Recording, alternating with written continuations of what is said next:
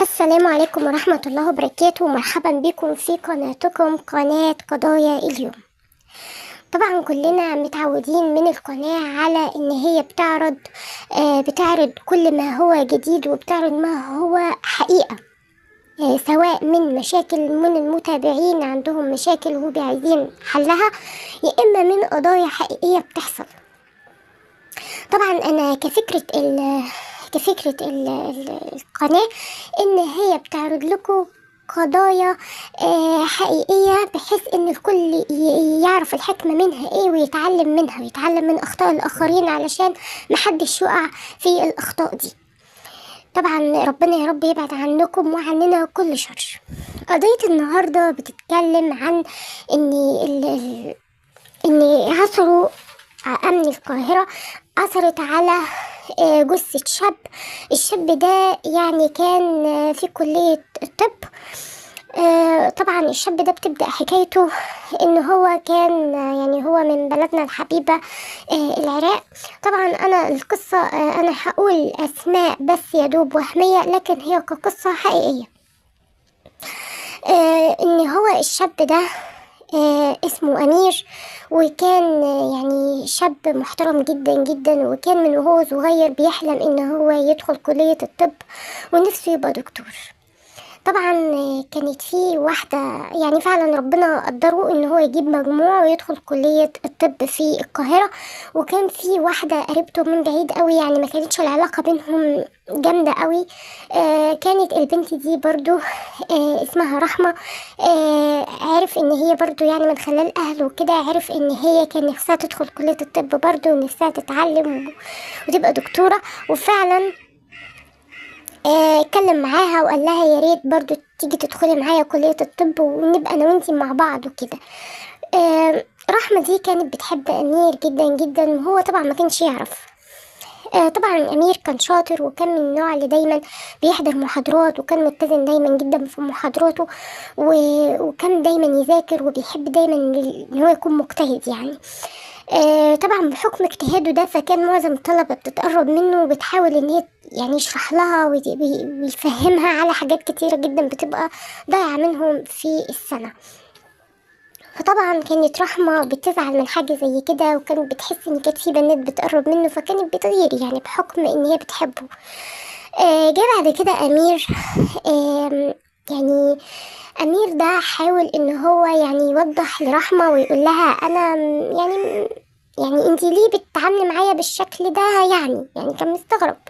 طبعا هي قالت له ان انا بحبك، اتكلمت معاه كتير جدا ووضحت له حاجة زي كده. فهو طبيعي شاب وكده، فأعجب بيها وقرب منها، وهي كمان قربت منه.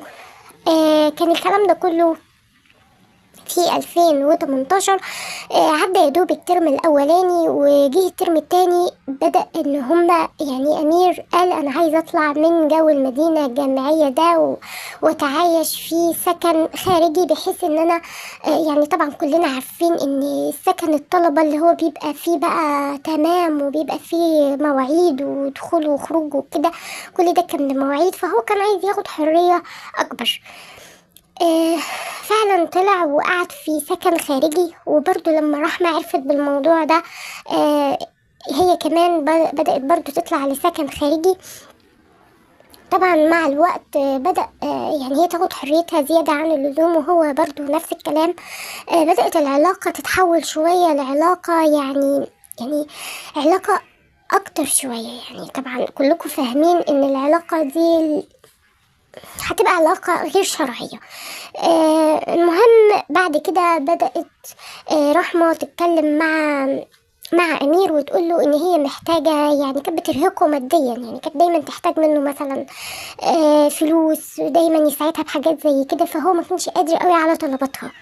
بدأ بعد كده يتعرفوا على شاب معاهم كان اسمه محمود ده من خلال علاقته بيهم، هو طبعا كان برضو من نفس بلدهم.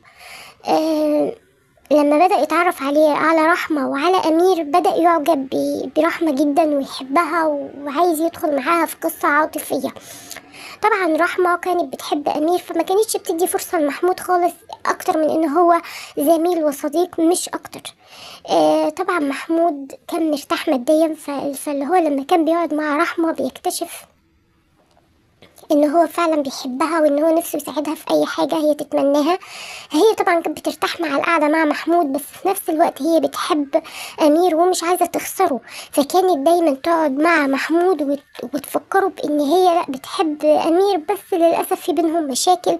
وطبعا محمود بحكم قربه من امير كان عارف ومتأكد ان امير مش بيحب رحمة قوي، فكان معظم الوقت كان يقعد مع رحمة ويوضح لها حاجة زي كده، بس هي طبعا كانت برضو تقوله لا، ان امير بيحبني وان انا يعني معجبة بيه. بدأ يعني محمود يوضح لرحمة ان امير اصلا بيطلب منه فلوس كتير علشان رحمة، فرحمة طبعا زعلت، قالت ازاي ان امير يروح يقول حاجة زي كده لمحمود. طبعا مع الوقت بدأت مشاكل كتيرة قوي، يعني بعد ما كانت العلاقة ما بين رحمة وأمير علاقة يعني كويسة جدا جدا وجامدة، لا بدأ الحوار يدخل في مشاكل بينهم وبين بعض. وطبعا أمير يعني أفقد عذرية رحمة، فبدأت رحمة يعني عايزة تنتقم من أمير. طبعا الاتنين بعدوا عن بعض، وأمير قال لها احنا مش هنقدر نكمل مع بعض ويا ريت نسيب بعض وكده، فهي مش عارفة تعمل ايه. بدأت تخلي العلاقة بينها وبين محمود قوية، وفي نفس الوقت ما تعملش مشاكل مع أمير.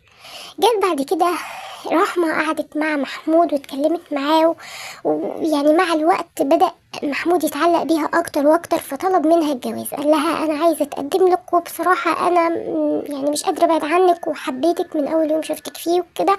فهي فعلا عجبت بيه أكتر وحبته أكتر، بس طبعا هي كان كل همها حاجة معينة عايزة توصل لها، عايزة تضرب عصفورين بحجر واحد.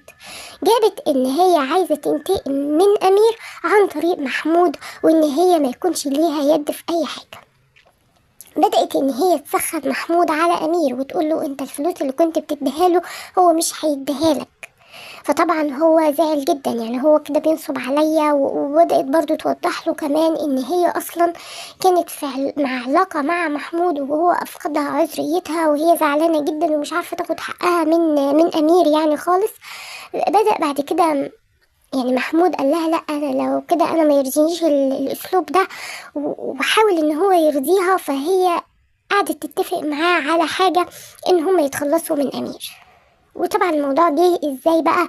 بطريقة ان هي قعدت مع محمود واتكلمت معاه وقالت له انا ممكن اتصل بمحمود واجيبه، اتصل بامير واجيبه لك في مكان بحيث ان انت تقدر تخلص عليه، لان انا بصراحه لوحدي مش هقدر. فعلا هو راح واتكلم معاه، راحت اتكلمت معاه، اتصلت بامير في التليفون وقالت له انا عايزه اقابلك، لان محمود كان عايز ياخد فلوسه منك، بس انا قلت له خلاص ما تاخدش منه حاجة واستعطفته كده، فقال خلاص ماشي، فانا عايزة اجمعكم انتوا الاتنين مع بعض عشان ارجع علاقتكم كويسة تاني زي الاول. طبعا اتفقوا مع بعض وراحوا فعلا في شارع ضيق كده في مصر الجديدة، قام هو بضربه،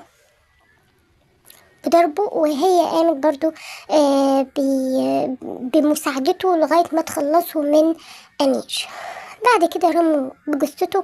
المهم يعني في الآخر إن هم خلاص كل واحد منهم راح ومشي، ساب الجثة، رموها في المية. وبعد كده يعني البوليس بعد كده يعني لما عرف إن في جثة مرمية في مكان كذا، فهي راح بدأ بعد كده يدور مين آخر حد اتكلم معاه أمير ده، مين اللي كان بيتعامل معاه في الفترة الأخيرة، ايه المشاكل اللي كانت بينه وبين أي حد، هل يا ترى ليه أعداء، هل يا ترى في مواقف حصلت له فبالتالي خلى أي حد عايز يتخلص منه. فعلا ما كانوش عارفين يوصلوا لأي حاجة، بس لما كانت في واحدة صاحبة رحمة، البنت إسراء دي راحت اتكلمت مع الأمن وقالت لهم إن رحمة كانت في الفترة الأخيرة كان في مشاكل بينها وبين أمير، بس بعد كده لقيتها إن هي بدأت تتغير، وإن هي يعني جت في يوم من 3-4 ايام كده، كانت جايه كان هدومها عليها دم. فلما سالتها ايه ده، قالت لي ده انا اتعورت. وطبعا هي كانت اصلا مخنوقه جدا من امير، لان هي كانت بتحبه وبعد كده حصل بينهم مشاكل فبعدوا عن بعض.